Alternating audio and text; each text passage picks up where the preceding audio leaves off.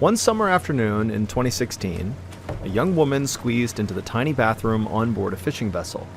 She locked the door behind her and leaned in close to the mirror to get a good look at her face, in particular her left eye, which was disturbingly red. She used both hands to stretch the skin back around her eye, and the tissue along the edge of her eyelid looked totally strange. So she just ran a finger along it, and then suddenly something dislodged from her eye. It was the small sliver of fuzz, about the size and thickness of a carpet fiber. The woman leaned in closer to the mirror and delicately pinched this weird strand and pulled it away from her eye. She held it up to the bathroom light, trying to figure out what it was, and to her surprise, it was almost half an inch long. As she stood there wondering how on earth this weird piece of fiber had gotten wedged in her eye, something strange happened. The little strand began to move. 26-year-old Abby Beckley perched high in her saddle and spurred her horse into a gallop. She savored the feeling of the wind on her cheeks as she galloped across the pasture towards the stable. Abby had spent the first half of the summer of 2016 renting a room at a converted cattle ranch in Gold Beach, Oregon. She spent her days riding horses and exploring the coast. It was only a half-hour north from where she grew up, so it was a familiar landscape. But being out in nature never got old to Abby. She tried to spend the majority of every summer outside soaking up the sunshine. This August afternoon was her last day at the cattle ranch. She was ready for a new adventure, and tomorrow she was traveling to Alaska to work as a deckhand on a commercial salmon fishing boat. She'd never been out to sea longer than a few days, but Abby was always game to expand her horizons and try new things. Abby pulled on the reins for the horse to stop, then she dismounted and walked the horse into the stable. Once it was in its stall, Abby latched the gate and then walked down the row of other stalls, saying her goodbyes to the other horses. At the end of the aisle was the ranch's one remaining cow, munching hay all alone. Abby gave the cow a little rub on her nose, then she closed the stable door and headed off for her next adventure in Alaska. The next day, Abby took 2 planes and a taxi before arriving in the small town of Craig, Alaska, where her boat was docked.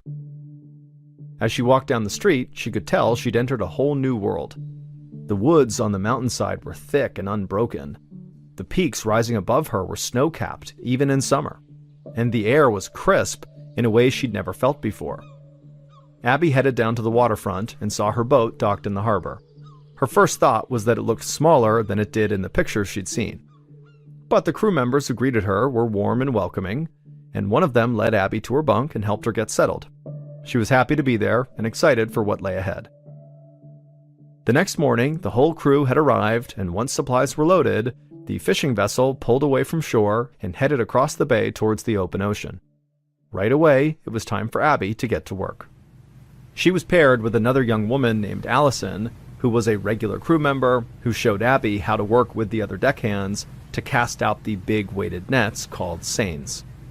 It was a tricky process.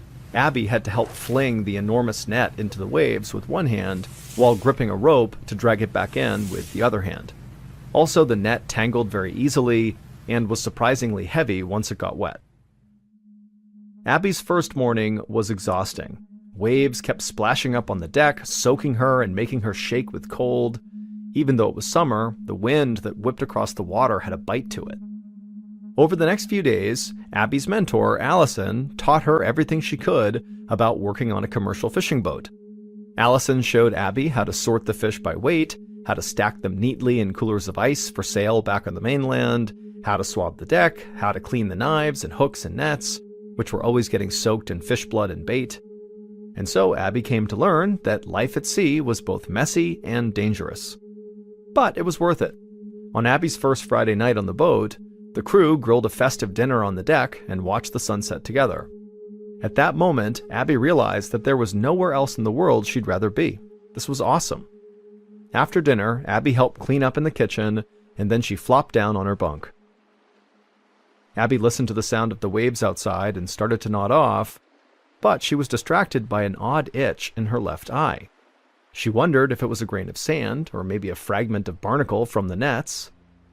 So she rolled out of bed, went down the hall to the bathroom, and splashed cold water on her face. Abby tried to blink to kind of clean her left eye. Then she patted her face dry and went back to her bunk. She needed to get some sleep. Tomorrow was going to be another very long day of work.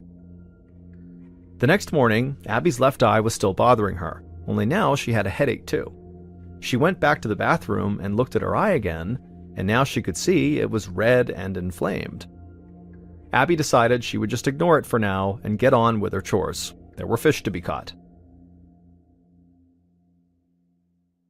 5 days later, Abby stood on the deck trying to work through her discomfort. She still wasn't feeling any better. Her headaches had grown from mild to full-blown migraines. And even worse, her left eyelid was now starting to droop, which made it hard for her to open her eye all the way. At breakfast that morning, Abby's mentor, Allison, asked her if she was okay, and Abby said that she was uncomfortable, but what was going on with her was probably just a stubborn case of pink eye. Fortunately, their boat was scheduled to return to the town of Craig that afternoon for a short stay to offload fish, restock supplies, and give the crew some time off. Abby decided that it was time to face the facts here, that whatever was going on with her eye and her headache was likely not going to go away on its own. She needed medical intervention. So once the boat pulled into the harbor, Abby helped tie it to the pier. Most of the crew went into town to buy supplies, do laundry, and enjoy a day on land, but Abby went back onto the boat and down the hall to the bathroom. Her eye was really hurting at this point, and so she wanted to look one more time before she went on land to go find a doctor. Abby went into the bathroom, locked the door behind her, took a deep breath, and then faced herself in the mirror. And when she saw her eye, she could tell it was in really bad shape. She couldn't imagine how she looked to her crewmates. Abby ran her finger along her eyelid to see if maybe she could find some foreign object in her eye that was causing so much irritation. And then a moment later, as she was kind of rubbing her finger around her eye, she actually felt something that was kind of small and thin, and she managed to pull it out of her eye. And when she did, Abby immediately breathed a sigh of relief. Now that she'd found whatever foreign object was in her eye, she thought maybe she would start to feel better. But when she got a good look at this thing she had pulled from her eye, she screamed. Pinched between her fingers, writhing around, was a half-inch long worm. Her first instinct was to throw it in the toilet. Her second was to throw up. Instead, she ran down the hall to Allison's door, barged inside, and showed her this worm she had pulled from her eye. Allison's jaw dropped. She told Abby that she'd worked on a lot of boats over the years and seen some strange things, but nothing like this. Allison asked if Abby had handled any infected-looking fish while cleaning the nets. Maybe this worm was actually some sort of maggot. But just the idea of finding fly larvae in her eye made Abby immediately sick to her stomach. And so she threw this little worm into Allison's trash can, then she sat on her bed and tried not to hyperventilate. Allison flipped open her computer and Googled salmon worms. Abby looked over her shoulder as they scanned the results. They existed, but there was no mention of them in connection with humans. Allison told Abby she really had to go see a doctor. The boat wasn't going back out to sea for 24 hours, so Abby had time. Hopefully there was some kind of medication they could give her.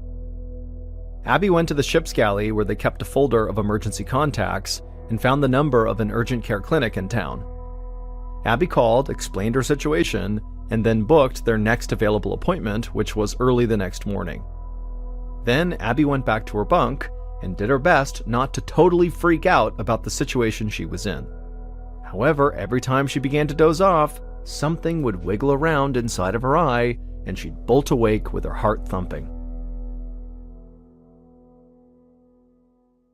The next morning, Abby sat in the small clinic waiting area, tapping her feet nervously.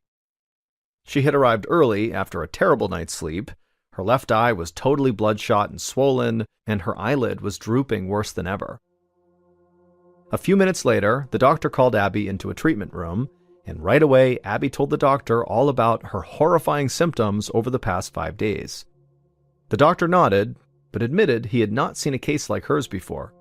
The clinic had treated plenty of sailors and fishermen over the years who'd caught odd parasites out at sea, usually from handling old fish carcasses, but those typically affected the intestines, not the eyes. Abby was confused by this. How was it possible that she'd caught something that a local doctor in this area had never treated before? What had Abby done that was so different from the other fishermen? The doctor then had Abby lean back in a reclining chair and swiveled a bright light above her head. Abby squinted while the doctor held her left eye open and gently traced along its edge with a small tool. Then suddenly the doctor froze. Abby tensed as the doctor switched instruments, picking up a small set of tweezers, and then he leaned closer. Abby felt the doctor pluck something from her eye, and then slowly the doctor lifted it towards the light. It was another worm. This one was almost the size of a paperclip. When Abby saw it, she dug her nails into the armrests, totally repulsed. How many of these worms were in her eye? Abby moved to sit up, but the doctor held her down. They were not done. Minutes later, he'd rooted out another worm hiding beneath her eyelid. Abby's mind raced. Where had these worms come from? But even more importantly, why didn't the doctor know what they were or what they were capable of? What if some of these worms had burrowed deeper in towards her brain? Who knew what kind of damage they could cause?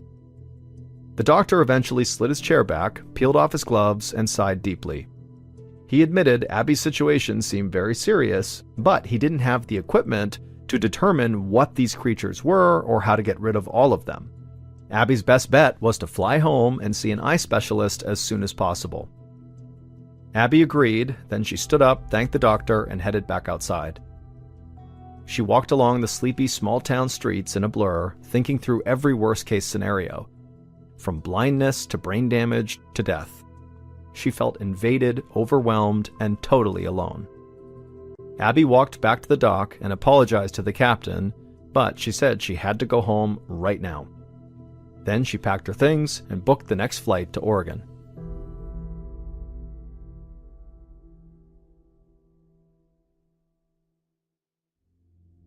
The next afternoon, Abby landed in Portland, Oregon.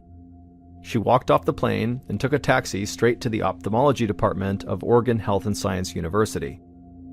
Her stomach churned with worry, but it felt good to be back in her home state. Abby speed-walked into the huge modern medical complex, signed in, and then asked the nurse to please hurry. She checked her eye with her phone's camera. It was still totally blood red, very puffy, and her upper eyelid was drooping so much, Abby wondered how much longer she'd even be able to open her eye at all. Minutes later, the nurse called her name and took her back to a room where several eye specialists were waiting. Once Abby was in there, she explained each stage of what had happened to her. Her weeks on the boat, the worsening inflammation, all the worms she'd removed. They listened and nodded, while one of them jotted notes. When Abby finished, one of the doctors leaned forward and told her that he had some good news. This was likely nothing.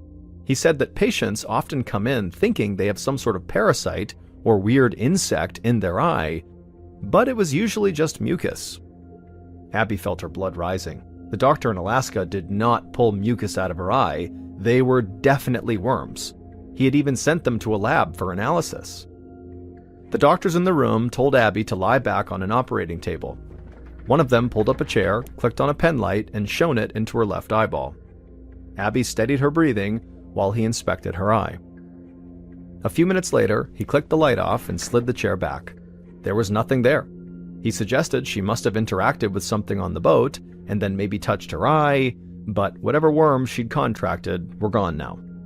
Abby pleaded with them to please wait a bit and try again. She'd gone to bed last night feeling worms moving around in her eye, so she knew they were still there.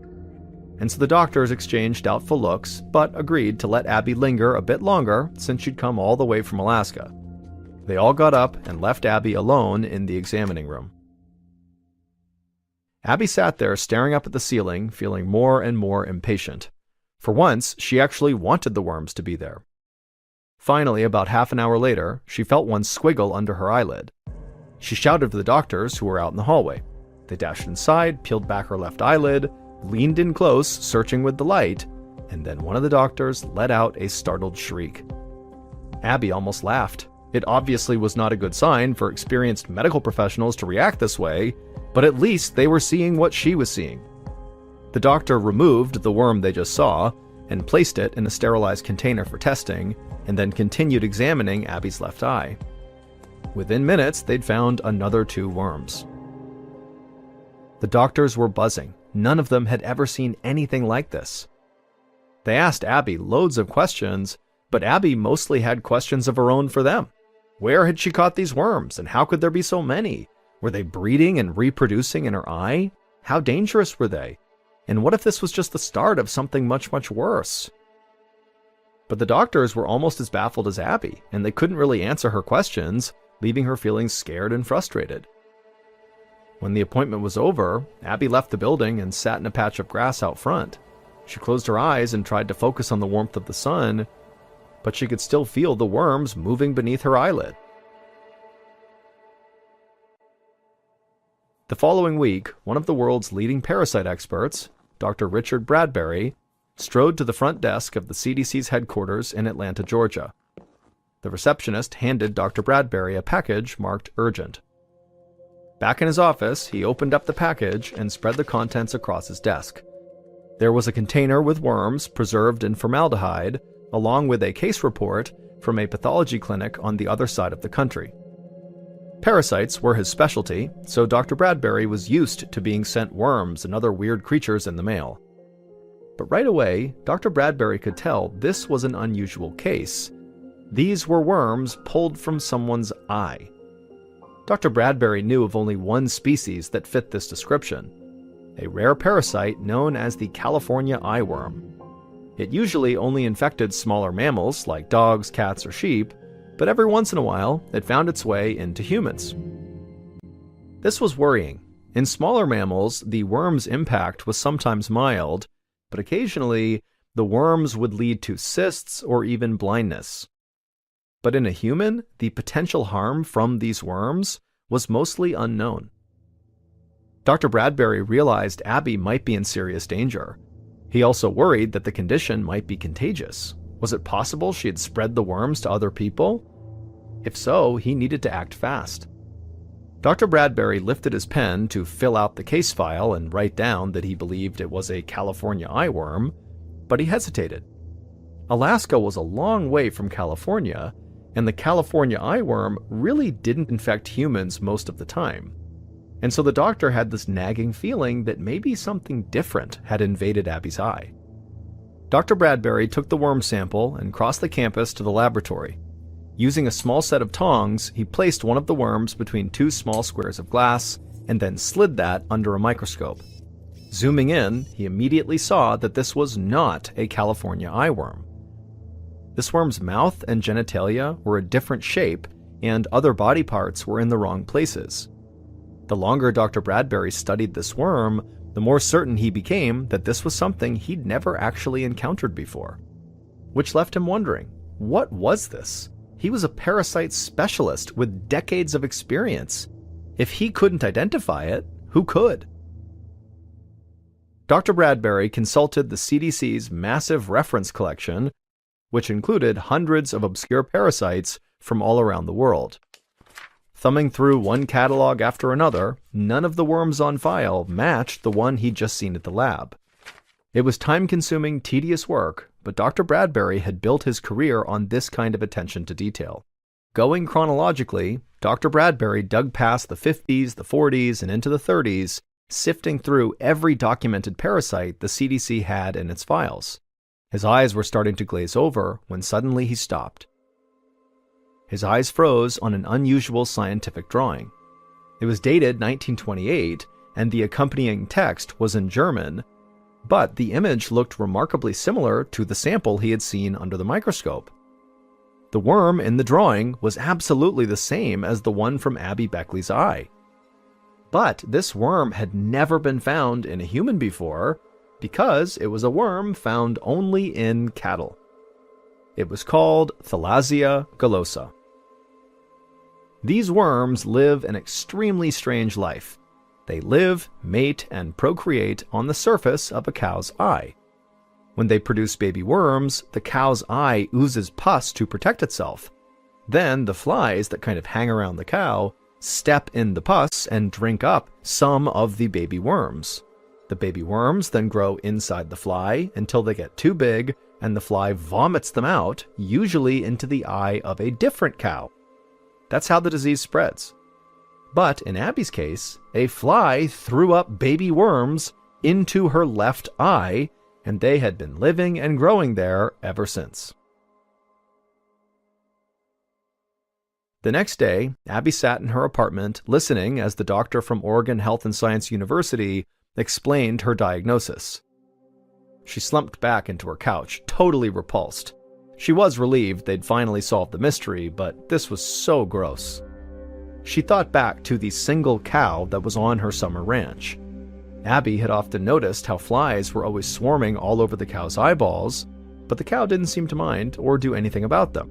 Abby would never think of that lonely old cow the same way again. Abby asked the doctor what the next step was, and the doctor said they had discussed the situation and had actually decided against sending her medicine. Anti-parasitic treatments would definitely kill these worms, but a dead worm might get stuck in Abby's eye and cause permanent scarring. The safest treatment was for Abby to remove the worms herself, one by one, for as long as it took. Abby groaned. This was not the happy ending she'd been hoping for. But she did it. Every time Abby felt a squirming feeling in her eye, she went to the mirror, leaned in, and then pulled the slimy little creature out of her eye with her fingers. Over the next couple of weeks, Abby would remove 8 more worms from her eye, and at that point it seemed like there were none left.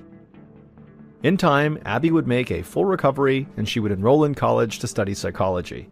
However, no matter who she meets, she rarely tells them that one of her claims to fame is being only the 11th person in North American history to be infected by these eyeworms.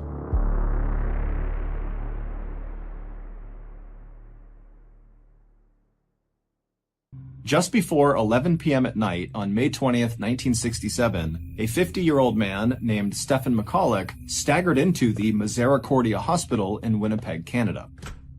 Stephen was so physically weak that his oldest son, Mark, was there with him, physically holding him up, carrying him into the hospital. When the nurses at the front desk saw the pair walk in, they immediately got up and walked around their desk over to these two guys and said, "Hey, what's going on? What's wrong with him?" And so Stephen, at this point, is so uncomfortable he can barely talk, but he takes a deep breath and then he tells the nurses that earlier that day he had been burned on his chest and stomach, and now he had this blinding headache and he was so nauseous and he could barely walk.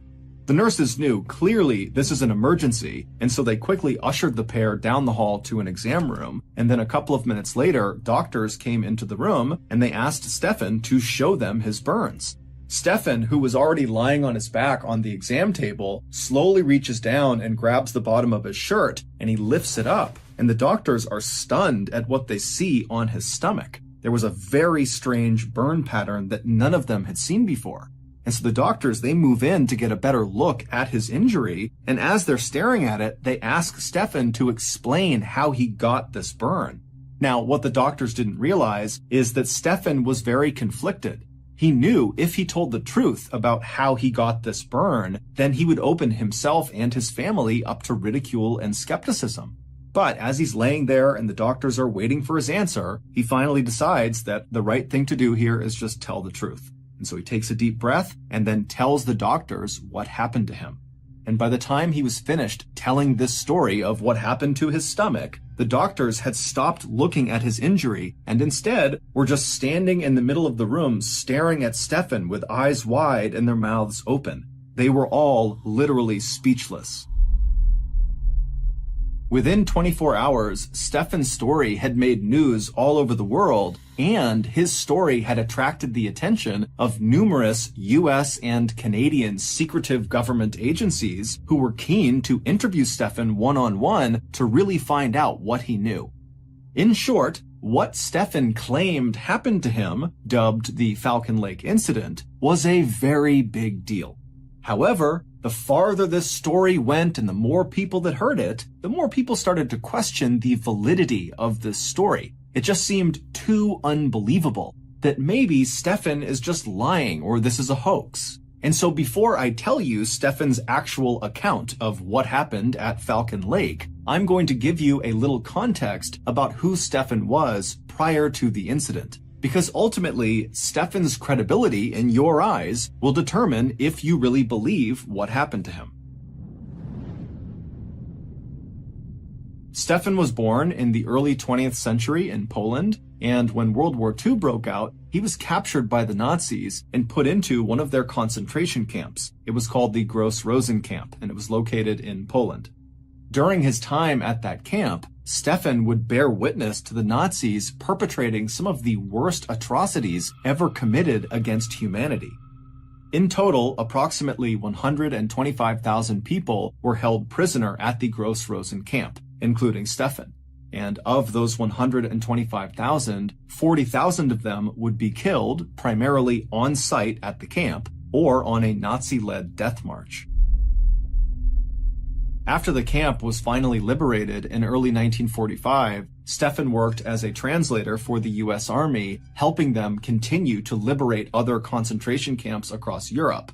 But by 1946, Stefan was ready to leave Europe and start a new life somewhere else and put World War II behind him. And so he and his wife, who also was held in a concentration camp during World War II, fled Poland with their 3 young kids and resettled in Winnipeg, Canada. And for the next 20 years, the McCullochs lived a very peaceful life. Stefan would find work as a mechanic at a cement factory, and his wife and his kids would make many friends and fall in love with the Winnipeg community. However, the McCullochs' life would take a sudden turn for the worst on May 20th, 1967. That was the day of the Falcon Lake incident. Stefan was a very passionate amateur prospector. A prospector is someone who searches the earth for mineral deposits, usually gold or silver. Stefan would spend much of his off time traveling all over Canada to different wilderness areas to basically hike around the forest and up over the mountains, stopping to hack into the earth with his pickaxe in hope of discovering treasures underneath the surface. Now, Stefan almost never found any treasures on any of his prospecting journeys, but he wasn't really in prospecting for the riches. Stefan just loved being outdoors and being in nature. It was very calming and peaceful for him, and considering how traumatic his earlier life had been, being in the concentration camp during World War II, finding moments of peace in his life was very important to him. And so, in May of 1967, Stefan decided to go out on another one of his prospecting trips, this time to an area called Falcon Lake. Falcon Lake is a fairly large lake located about 100 miles to the east of Winnipeg. And surrounding this lake was a big forest that Stefan had heard contained silver deposits tucked away in the hillsides. And so on Friday, May 19th, Stefan was ready to go on this trip. And so he packed up all of his prospecting equipment. He said goodbye to his wife and his kids. And then he left the house and made his way to the bus stop where he hopped on a Greyhound bus. 2 hours later, he got off the bus at the stop closest to Falcon Lake, and from there, he made his way to this cheap motel that was right on the side of the highway. He got a room, he got a quick bite to eat in their cafe, and then returned to his room and went to bed. The next morning, May 20th, 1967, so the day of the Falcon Lake incident, Stefan woke up early, right around 5 a.m. And by 5:30 a.m., he had all of his equipment either in his backpack or on his belt, and he was making his way out of the motel's front doors. Right outside of this motel was the highway that ran left to right, and on the other side of that highway was this huge forest that Falcon Lake was deep inside of. And so after Stefan left the motel, he crossed over that highway and began walking into the woods. And for the next several hours, Stefan just kind of meandered his way through the woods. He wasn't on a trail. He was just using his compass to make sure he was generally walking in the direction of Falcon Lake. At around 9 a.m., so he's been hiking now for several hours, he looked up ahead and he saw there was a clearing on the side of this hill. And so Stefan walked into this clearing, and 2 things became immediately apparent. One, he was right near Falcon Lake. From his perspective on this clearing, he could look down just a couple of hundred feet, and there was the lake. And two, the reason this clearing existed and why no trees were growing on it at all is because under his feet was just a huge rock face, like a quartz vein that was running across this hillside. And so this was like the perfect place for Stefan to begin prospecting. And so he set his things down, he got out his pickaxe, he got his welding gloves on, he put on his welding goggles as well. They protected his eyes from any rocks that were flying as he was hacking into the ground. And then he got to work. For the next couple of hours, Stefan very diligently hacked away at this big rock, but he didn't find any silver or anything else of note. And so, around 11 a.m., Stefan was hungry and tired, and so he put his pickaxe down, he took his goggles off, he took his gloves off, and he sat down on this rock facing the lake to have some lunch. And as he sat there enjoying his food, all he could hear in the distance were the sound of a few geese down on the lake making some noise, but other than that, it was totally quiet. After he was done eating, he put his gear back on and got back to work. About an hour later, at around 12:15 p.m., Stefan was still hacking away at the rock when, despite all the noise he was making as he smashed the ground with his pickaxe, he could hear a really loud commotion coming from behind him. And it turned out when he stopped the pickaxe, the commotion sounded like geese honking and going wild. And so he dropped his pickaxe, he took his goggles, put them up on his forehead, and then he stood up and he turned around and he looked down towards the lake where he heard all these geese going crazy. And the first thing he noticed was there were some geese on the lake that appeared to be flying off in different directions like they had been startled. But what really immediately caught his attention was not the geese, but what had very likely startled the geese. And that was two bright, glowing red objects that were flying slowly across the lake towards him, kind of roughly over where the geese were.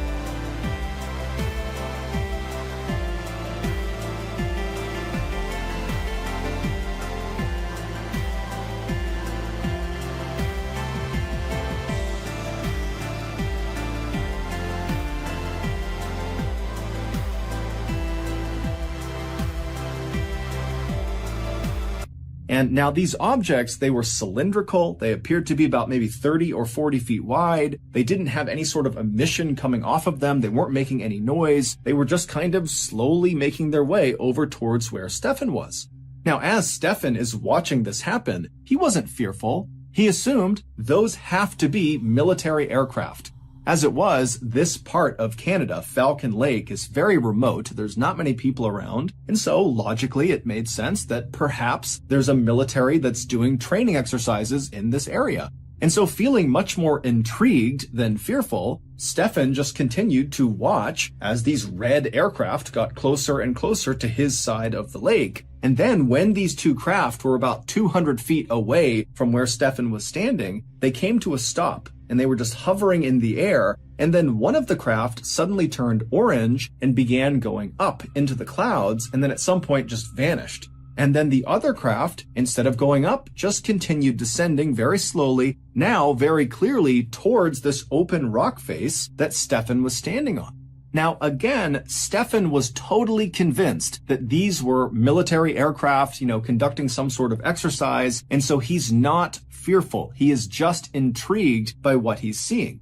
And in fact, by this point, he had convinced himself that this second aircraft that was now coming down to land on these rocks must have experienced some sort of issue, and they were landing in order to fix it.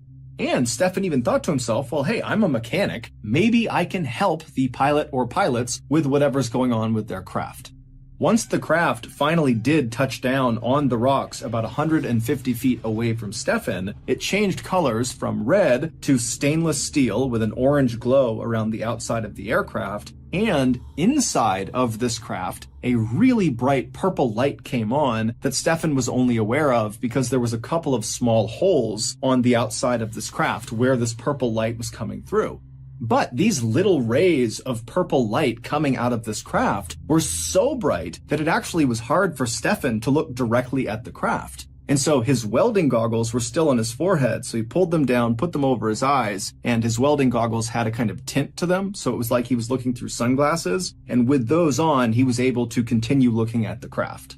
And so through his goggles, Stefan is still just standing in the same spot where he first saw these craft, and he's watching this craft that's now landed 150 feet away from him, and he's fully expecting any minute for the pilot or pilots to come out of the craft and explain what's going on. But at first, nothing happens. And so Stefan is just standing there waiting for something to happen when he realizes he has his sketchbook in his pocket. Stefan liked to bring his sketchbook along on his prospecting trips because he liked to sketch things. And so he figured while he waited for the pilot or pilots to emerge, he would sketch the craft. And so for the next couple of minutes, that's what he did. And then after he was done sketching it, he put his sketchbook away, and then really nothing happened for about another 30 minutes. He just stood there and the craft remained motionless. But after about 30 minutes of the craft having landed, it opened.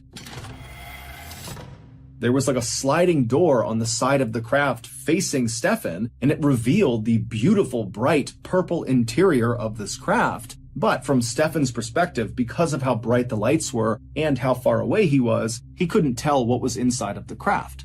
But Stefan's thinking, okay, clearly now the pilot or pilots are coming outside.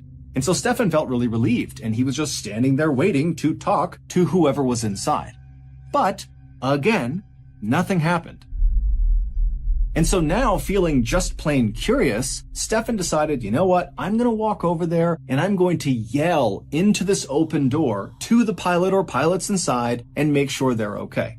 And so he starts slowly making his way across the rock face towards this craft and this open door. And when he gets about 60 feet away from the craft, he suddenly stops because now he can hear from inside of this craft the sound of two voices talking to each other. He can't really tell what they're saying, but very clearly there is communication happening inside of this craft. And so Stefan assumed that must be the pilots, and so he called out to them in English. And the second Stefan yelled out to this craft, the voices immediately came to a stop, and they did not respond to Stefan. And so Stefan is calling out to them in English, hey, are you okay? What are you doing in there? And when English didn't work, Stefan called out in Russian. He called out in German, Italian, French, Ukrainian. And when all of those didn't work, he went back to English and just continued kind of calling out, trying to get them to please come out and talk to him. But he got no response and no one came out of the craft. And so at this point, Stefan thought, okay, I'm totally committed, so I need to keep going and make sure the pilot or pilots are okay.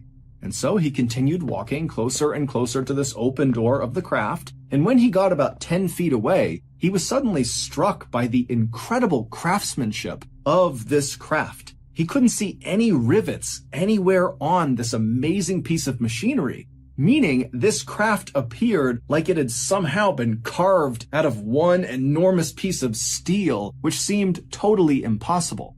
Also, Stefan noticed there were no insignia on the outside of this craft. There was no flag or anything kind of denoting who was flying it. There was really nothing on the outside of the craft.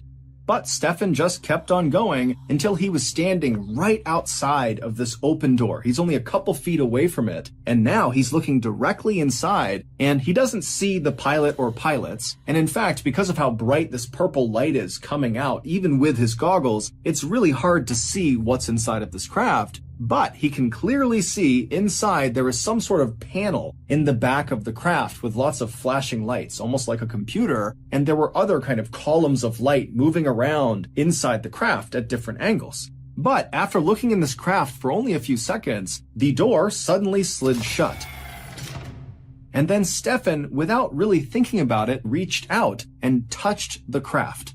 And the second he did that, two things happened. One, the hand that he touched the craft with, he was wearing a big welding glove, and the second he made contact with that craft, the leather glove began to melt. Not even catch on fire, it just instantly began to melt. And so he began frantically ripping the glove off to get it off of him to avoid injury. And then the second thing that happened is the craft began rotating counterclockwise until this vent that was on the outside of the craft, one of the very few things that was on the outside of the craft that actually Stefan had noted in his sketch. He had drawn this grate that sat on the outside of the craft. This grate rotated around until it was aimed directly at Stefan. Now, to picture this grate, picture like a vent you would see inside of a building where air conditioning blows air out of, right? It's kind of like that same size, the size of a license plate on a car. And instead of there being vertical slats along the vent, like you would see with an air conditioning vent cover, on this vent, on this craft, it was like a checkerboard pattern with little buttonholes all over this vent. And so Stefan is looking at this vent, and then suddenly something shoots through the vent, like an explosion that hits him square in the chest and lights him on fire. His shirt is literally in flames, and so Stefan is frantically trying to rip off his shirt. He throws it on the ground, he's stomping the flame, and as he's doing that, he looks up and sees this craft has somehow immediately shot into the sky and is now disappearing into the clouds. Now, Stefan had no idea what just happened. All he knew is his chest and his stomach now hurt tremendously. But before he could deal with that, he developed this unbelievable headache. He suddenly felt so nauseous, and he felt delirious, like he was drunk. Trying not to panic, Stefan, who now is shirtless and badly burned, he ran over and grabbed some of his things, and then he began heading back into the woods to make his way back towards the motel. It would take him several hours of stumbling through the forest, stopping periodically to vomit, but he would eventually reach the highway, he would cross over, and he would make his way into the motel right around 4 p.m. And when he got there, he made his way into the cafe, and he asked the staff if they knew where the nearest doctor was. These staff members would later tell investigators that when Stefan came tumbling into the cafe without his shirt on, looking totally horrible, they assumed he was drunk.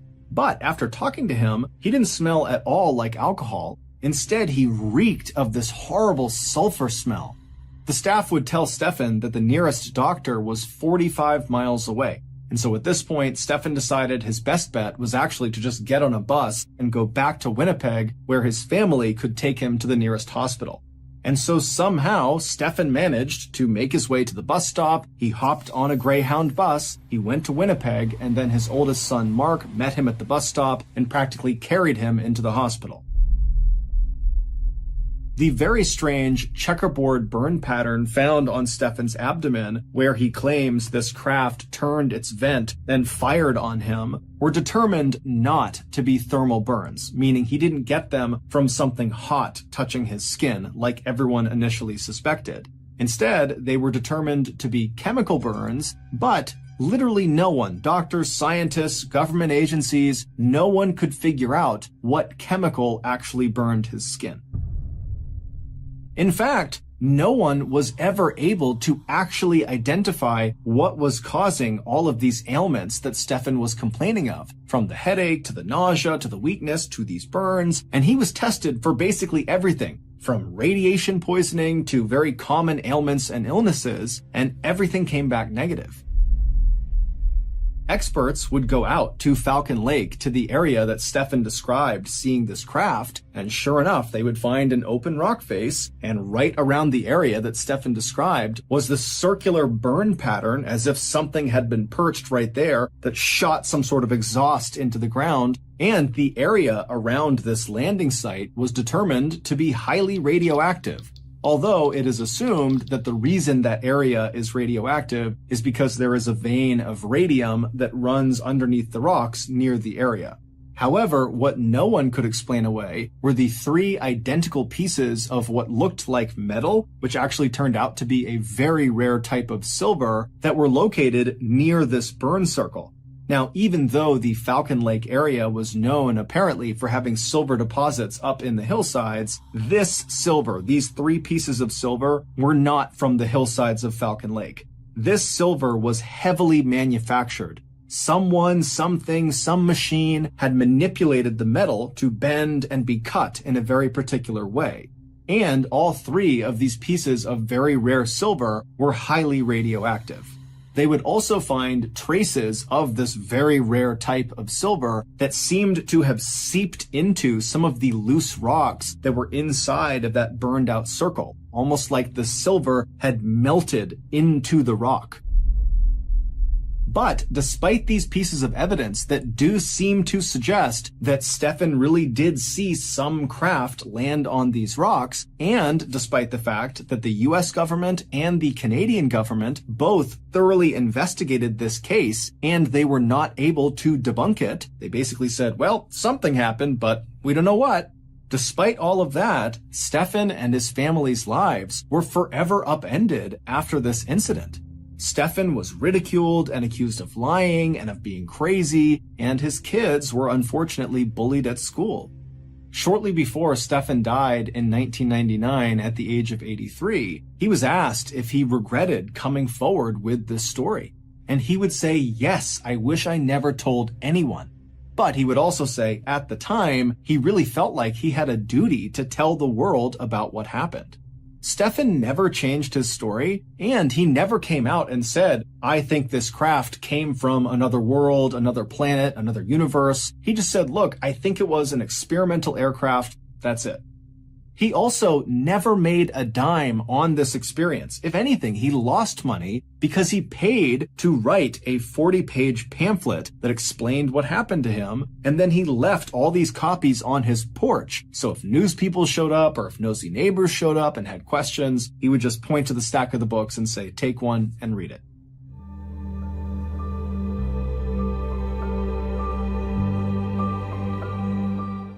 On October 10th, 2003, Karen Pinnell was spending a Friday evening alone with her two cats at her apartment just outside of Tampa, Florida.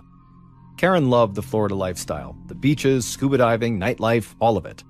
But the 39-year-old was happy to have some time alone at home by herself that night. She had a really early shift the following day as a customer representative at Tampa's busiest airport. So she just wanted to relax tonight and then go to bed early and get a good night's sleep. Karen grabbed her cell phone and ordered a pizza. Then she sat down on the couch, turned on the TV, and zoned out while she waited for her food to arrive. Karen was beautiful, with long wavy brown hair and dark eyes. She was a former model and flight attendant who had always had more men chasing her than she knew what to do with. There were so many boyfriends, in fact, that Karen came up with nicknames like Car Guy and Doctor Pilot to help her friends keep the cast of characters straight. And Karen could get entire rooms full of people to burst out laughing whenever she talked about all these guys she had dated because she told great stories and had a great sense of humor. Karen's sense of humor made her perfect for her job at the airport, where she spent her days at work helping stressed-out travelers, and she always managed to do it with a smile on her face. But Karen's easy smile hid the fact that she was actually having a hard time in her personal life.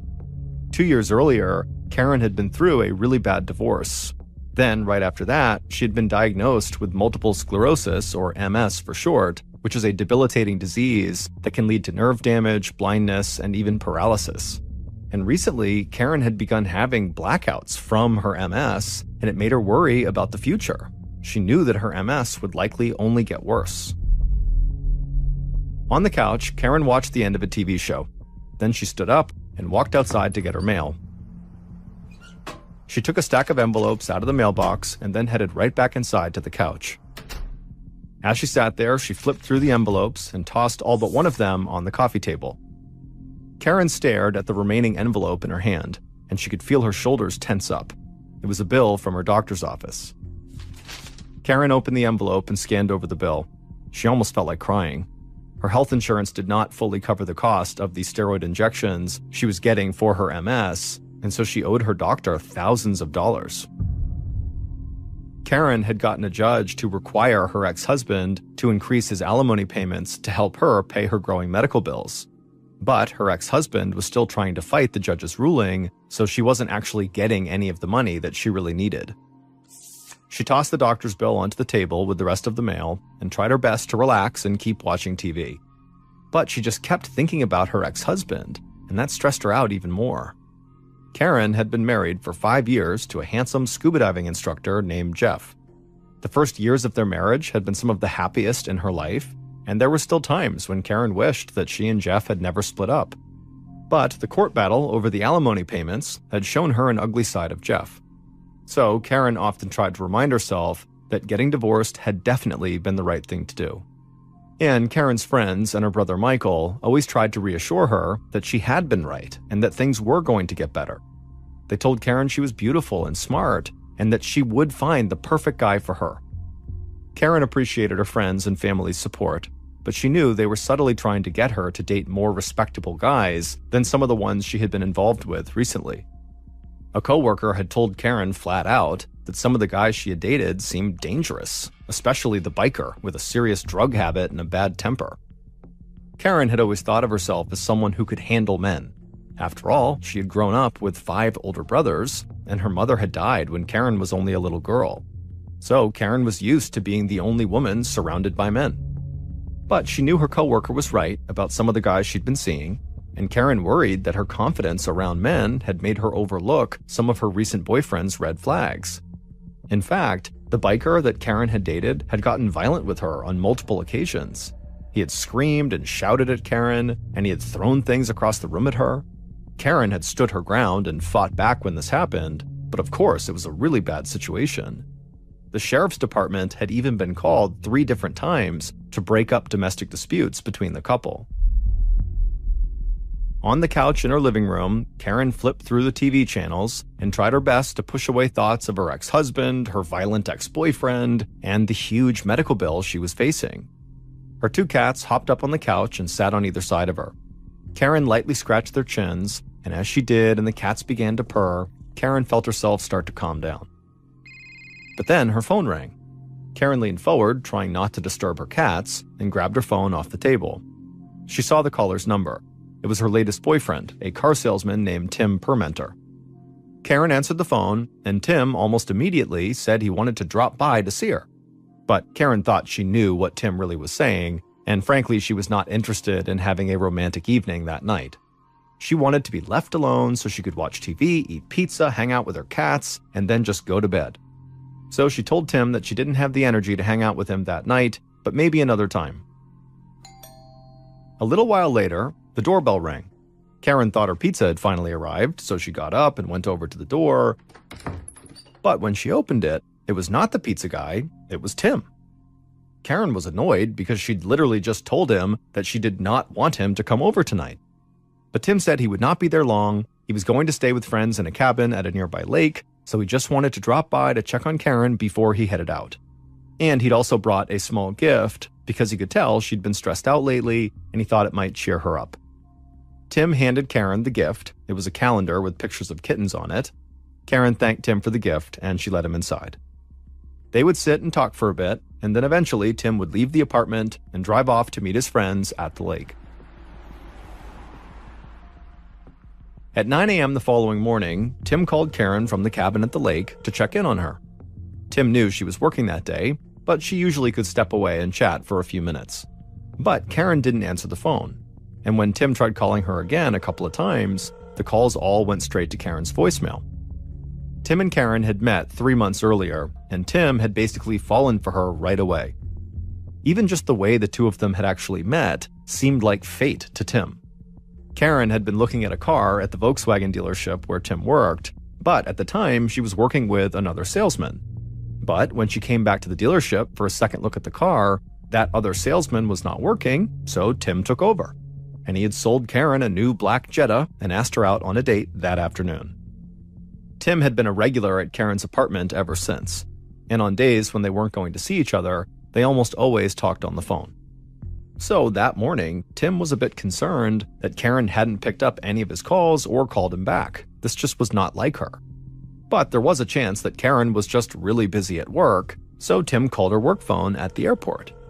But he quickly found out that Karen's coworkers were also very concerned about Karen. Karen had not shown up for work that morning, and she hadn't called in to say she wouldn't be there. Karen's coworkers said that was not normal at all because she was one of the most reliable people at her job. The second Tim heard that, he left his friends at the cabin, he jumped in his car, and sped to Karen's apartment. He knew something was wrong. When Tim arrived at about 10:30 a.m., he saw Karen's black Jetta still sitting in the driveway, which was strange. If she was home, why wasn't she answering her phone? Then Tim walked up to the front door, and he could see that it was open a few inches. Alarmed, Tim pushed the door the rest of the way in, stepped into the apartment, and yelled out for Karen. But the second he walked forward into the small dining room, he knew that Karen would not be answering back. Tim saw Karen lying on the floor in a pool of blood. Her upper body was covered with deep wounds, and when Tim touched her skin, Karen was cold. Tim grabbed his phone out of his pocket and dialed 911. His voice cracked as he told the dispatcher that he needed help right away. His girlfriend was on the floor, covered in blood. After Tim got off the phone, he just ran outside and began vomiting. A few minutes later, Tim was still bent over, struggling to catch his breath, when he saw two sheriff's deputies step out of their cruiser. Tim wiped his mouth and motioned the deputies over towards Karen's front door, and then he continued to throw up. After walking past Tim, one deputy went inside the apartment while the other brought Tim over to the cruiser to have him sit down inside and try to calm down. The deputy told Tim that he really needed to collect himself because soon they would need to question him about what happened. Tim nodded and then put his head in his hands.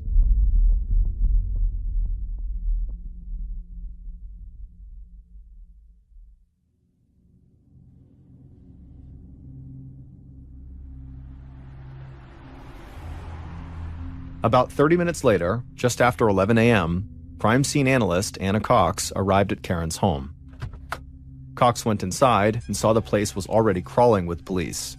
She made her way through the crowded apartment to the dining room, and she saw that the walls were covered with blood spatter. She thought the pattern of the blood suggested there had been a struggle and that Karen had tried to escape from her attacker.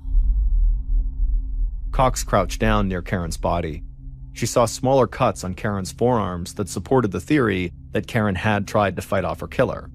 Those cuts on her arms were defensive wounds that someone suffers when they try to hold off a frenzied knife attack with their bare hands. Looking at the pool of dark blood on the floor under Karen's shoulders, Cox was struck by how hard this woman must have fought to try to stay alive, and Cox was determined to make sure that fight had not been for nothing. She couldn't do anything to change what had happened to Karen, but Cox would use every piece of evidence at the scene to help investigators find the person who had committed this horrific crime. Police officers told Cox that the sliding glass doors in the back of the apartment appeared to have been broken into. They thought that might suggest some kind of burglary, and Cox could see Karen's handbag turned upside down on the kitchen counter, which seemed to reinforce the burglary angle. But looking at the bloody body at her feet, it was hard for Cox to believe someone would do that to another human being just for the contents of a purse. But just then, Cox happened to glance at the wall near Karen's body, and for a second, it was like everything else in the room disappeared.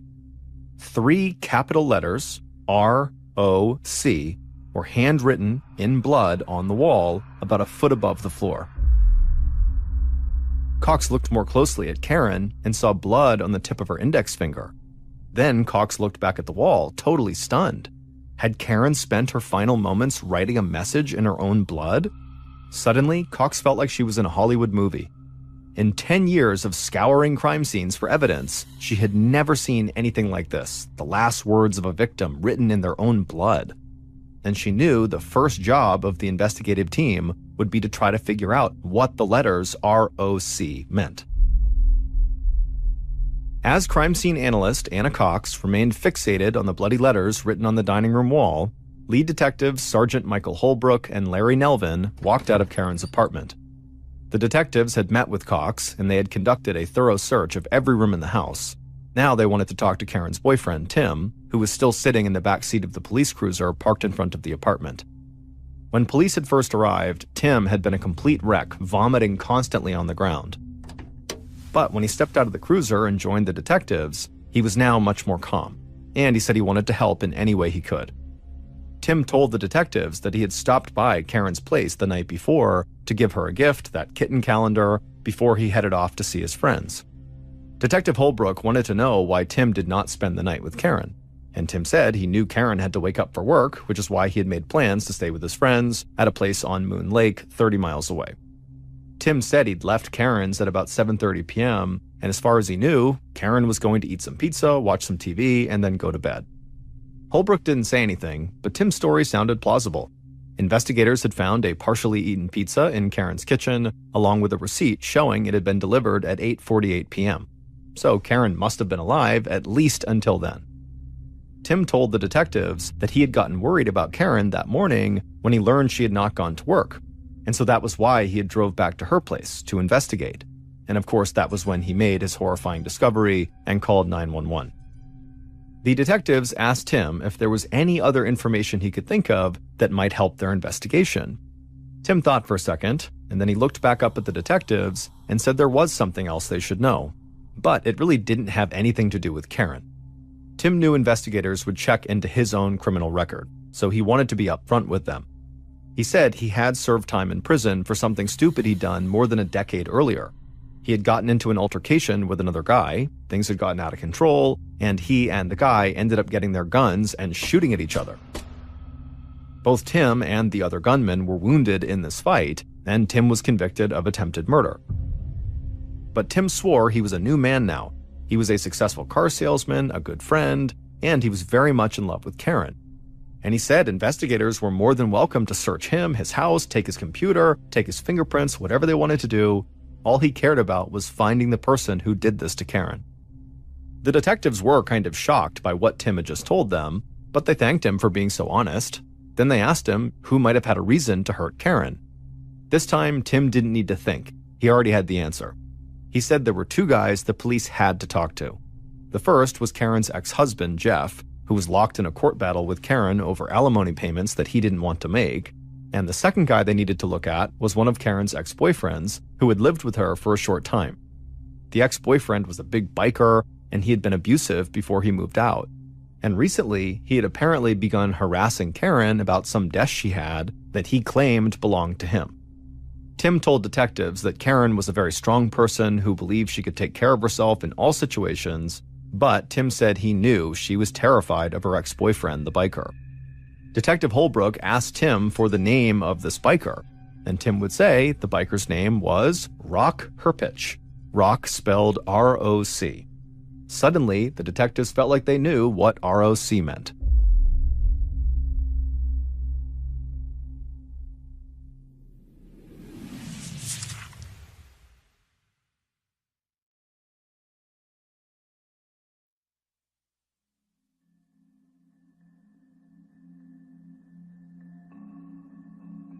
After crime scene analyst Cox learned about Karen's ex-boyfriend, who was named R.O.C. Rock, she told the detectives that she'd made another valuable discovery of her own.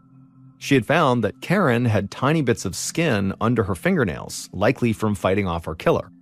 Tex had carefully pulled these skin fragments out with tweezers and put them in a sterile bag for analysis. And Cox told the detectives that she hoped DNA testing on these skin fragments at the lab would reveal the identity of Karen's killer. But while they waited for those test results, detectives Holbrook and Nelvin wanted to cover as much ground as they could. They had police canvass the neighborhood to try to find out if any of Karen's neighbors had seen or heard anything that seemed unusual. But unfortunately, nobody had seen anything suspicious on the night Karen was killed. So on October 12th, the day after Karen's body was discovered, members of the investigative team began checking where the different men in Karen's life had been at the time of the murder.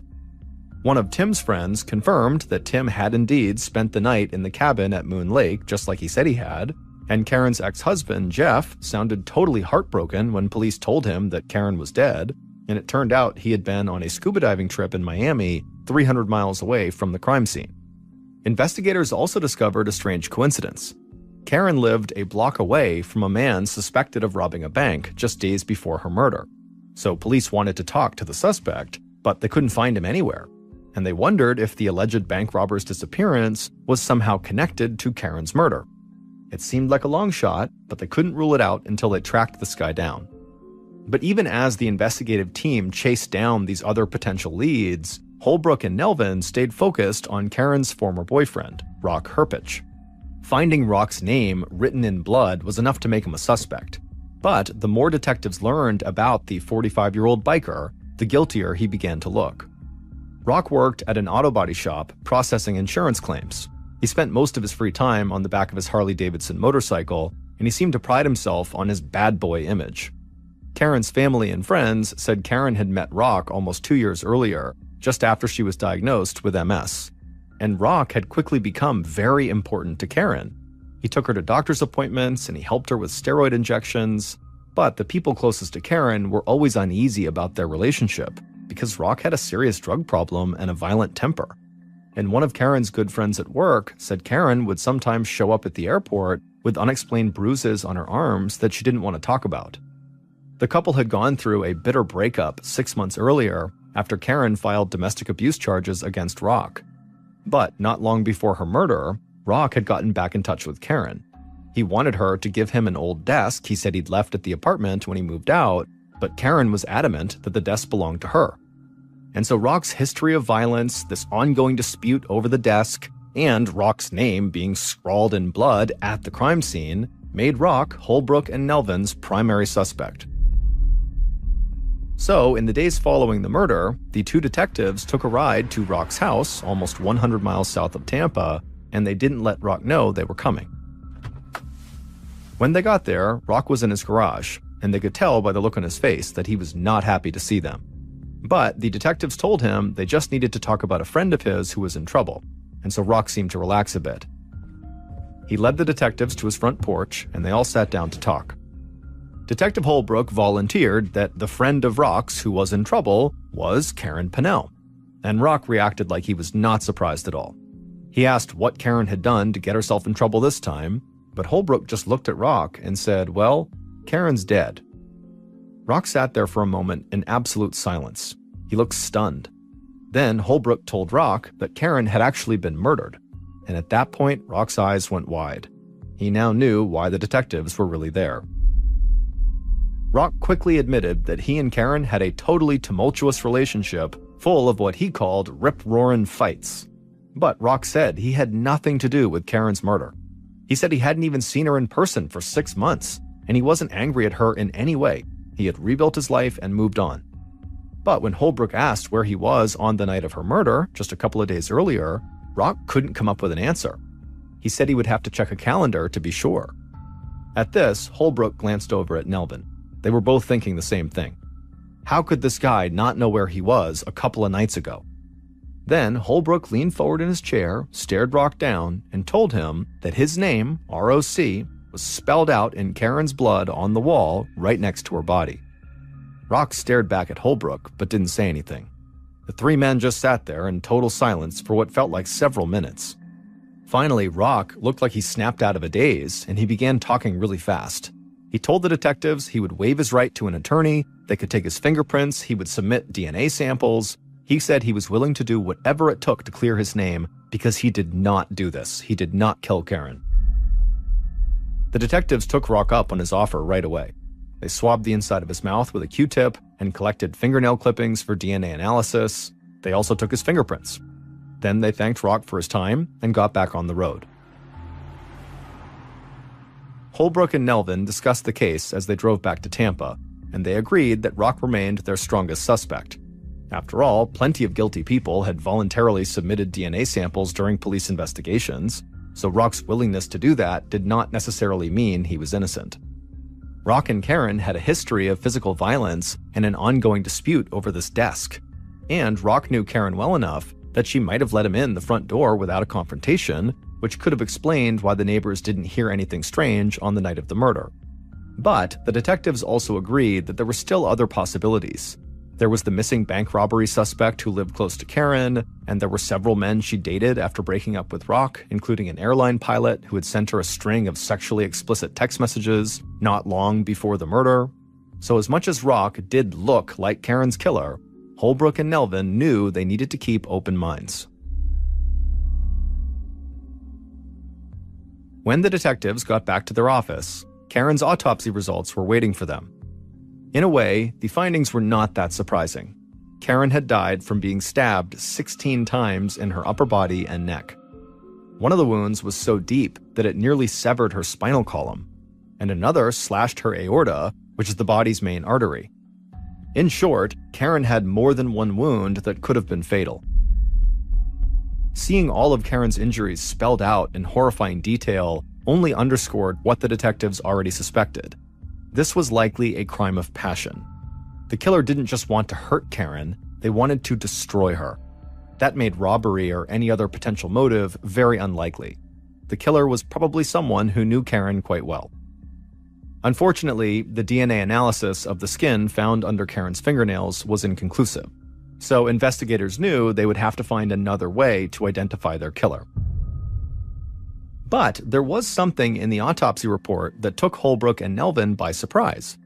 Karen, despite having ordered pizza, had no pizza in her stomach.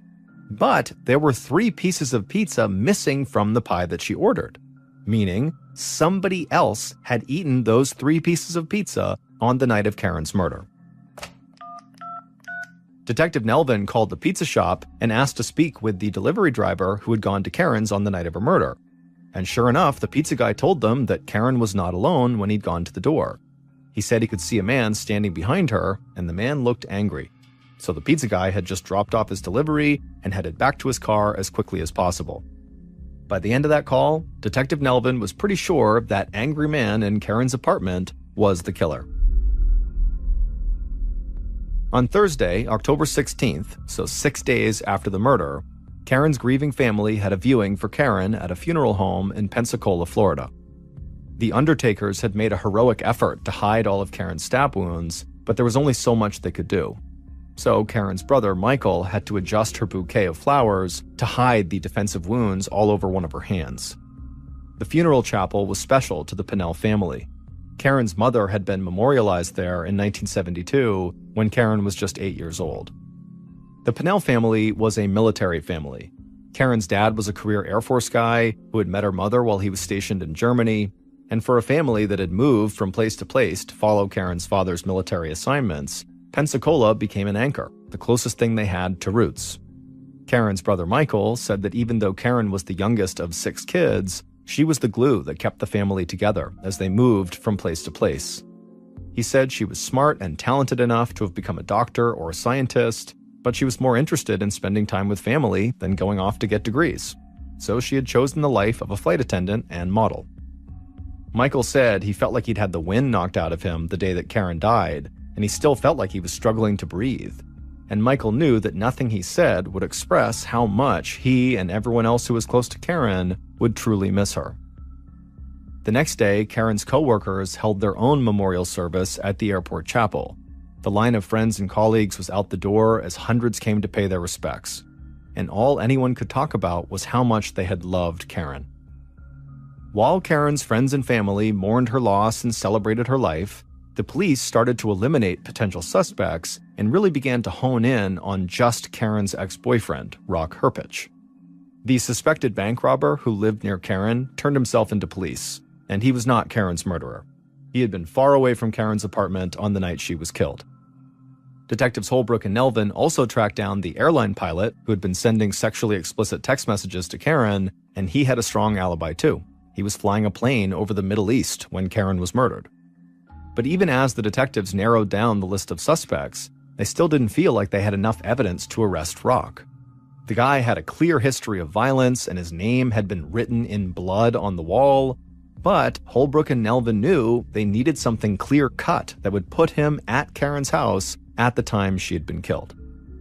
While the detectives continued their investigation, crime scene analyst Anna Cox could not stop thinking about the letters ROC.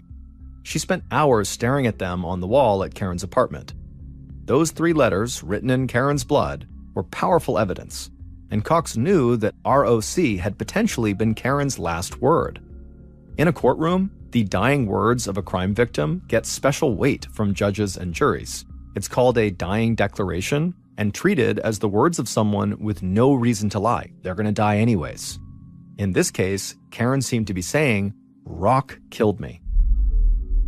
But Cox had to be sure that was the case, and her obsession with just staring at those letters on the wall was not giving her any new evidence. So Cox did something unusual. She cut out the section of sheetrock where the 3 letters appeared on the wall and brought it back to her lab at the Pinellas County Sheriff's Office. She wanted to do some more research there. In her lab, Cox looked at the letters under a high-powered microscope, and at first, she couldn't believe what she was looking at. She stepped back from the microscope and took a breath, and then leaned back in to take another look at the letters.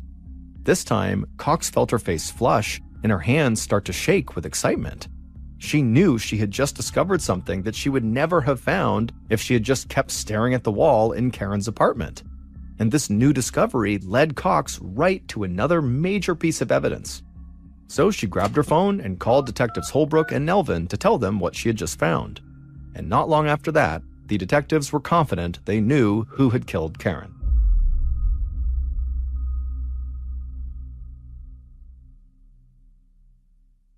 Based on Detectives Holbrook and Nelvin's investigation and the research conducted by crime scene analyst Anna Cox, here is a reconstruction of what police believe happened to Karen Pennell.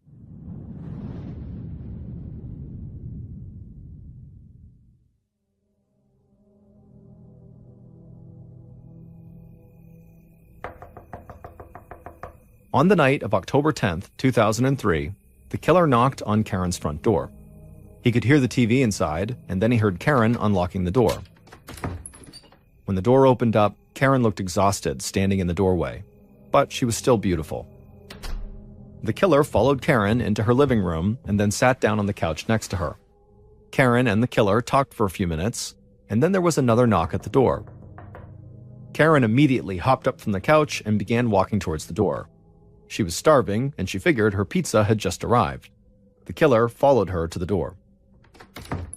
Karen opened up the door and smiled at the pizza delivery guy, and the killer, who was right behind Karen, just clenched his jaw. He didn't want Karen to smile at anyone except for him. But the killer took a breath and tried to stay calm. A smile wasn't anything to get too worked up over. Karen paid the pizza guy, closed the door, and then carried the pizza into the kitchen and put it down on the counter. Meanwhile, the killer walked into the kitchen as well. And before Karen could even open up the pizza box, the killer said something to her that caused her to immediately turn around and snap at him. The killer snapped back, and pretty soon the two were arguing at a full volume. Finally, Karen told the killer to get out and never come back. But the killer just kept shouting and getting angrier and angrier.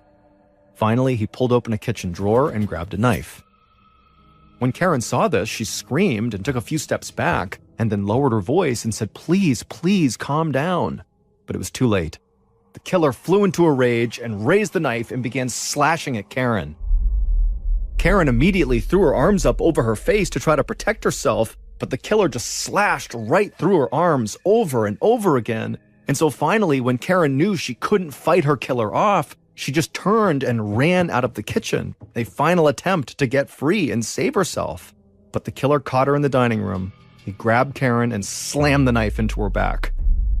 Then the killer turned Karen around, pulled the knife out, and stabbed her again, this time in the chest. Karen fell into her back on the dining room floor, covered in blood. But the killer wasn't done. The killer crouched over her, stabbing her in the neck and the chest over and over again. And as he did this, blood spattered on the walls and pooled under Karen's body. Finally, the killer stood up and stepped back, out of breath. Despite the frenzy of this attack, the killer very quickly calmed down afterwards. In fact, right after killing Karen, the killer, still carrying the bloody knife in hand, walked over to the pizza box, opened it up, and casually ate 3 slices of pizza. After eating, the killer walked over to the dining room table and turned Karen's purse over so the objects inside would spill out. Then he went to the back of the apartment and opened up the sliding glass door. Maybe the police would think there had been a robbery. Then the killer casually walked out of Karen's apartment, got into his car, and drove off.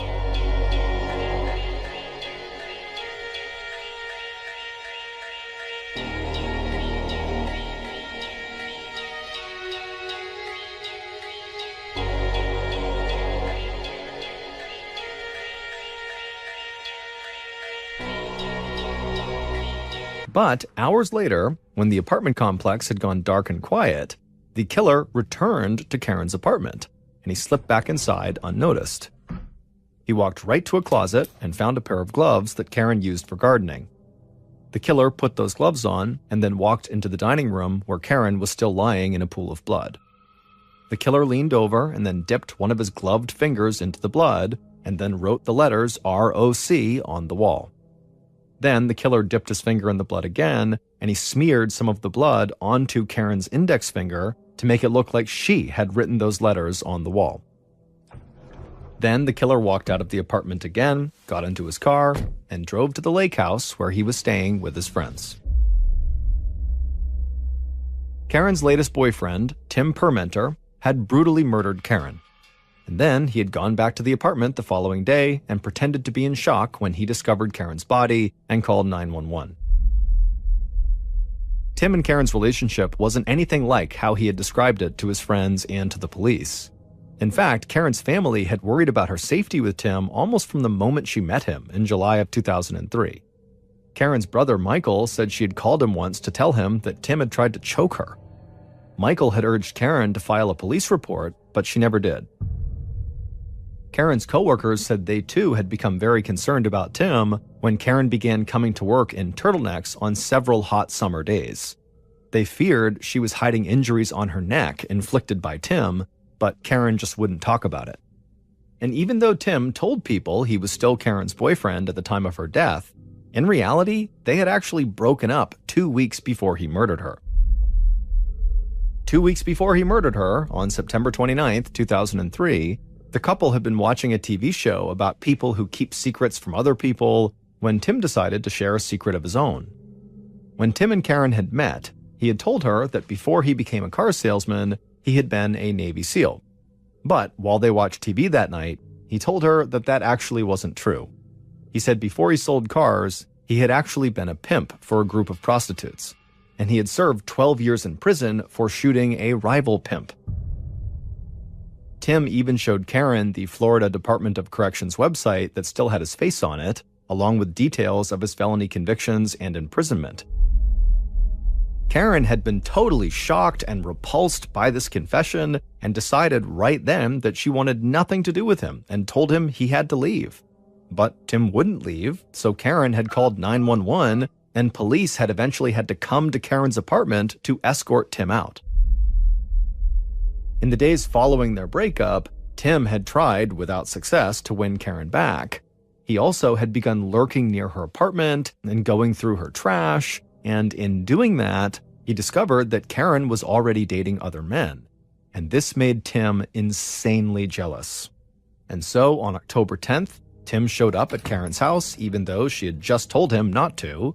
Karen did let Tim inside, and she had tried to stay calm and polite, but Tim had become belligerent when Karen said she did not want him back in her life, and then Tim exploded into a rage, grabbed the knife in the kitchen, killed Karen, and tried to frame her ex-boyfriend, Rock, by writing his name on the wall.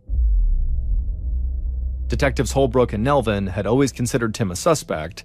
As Karen's boyfriend and the one who found her body, he couldn't be overlooked. But believing that Karen had used her final moments to write ROC on the wall had put Rock at the top of the suspect list, not Tim. But then crime scene analyst Anna Cox had studied those letters in her lab, and Cox found two things that made her believe Rock was not the killer. Under a microscope, Cox discovered that the letters were written over blood that had spattered on the wall during the initial attack. But the letters didn't disturb that initial blood spatter at all, which meant the blood spatter that was already there had dried by the time the letters ROC were written over it. By Cox's calculation, the initial blood spatter would have taken at least 20 minutes to dry. That meant for Karen to have written those letters, she would have had to be conscious for at least 20 minutes after she was stabbed multiple times, and with the severity of the wounds Karen had suffered, that was extremely unlikely. Cox also confirmed that the letters on the wall were written by someone who was right-handed, and Karen was left-handed. That was something her family had told police during the course of the investigation. So Karen could not possibly have written those letters. It had to have been her killer. Cox called the detectives to let them know, and that was great news for Rock Herpich, because police did not believe Rock wrote his own name in blood at the murder scene. And Rock was deeply grateful for Cox's discovery. He would say science saved his life. With Rock no longer a suspect, the detectives focused on Tim.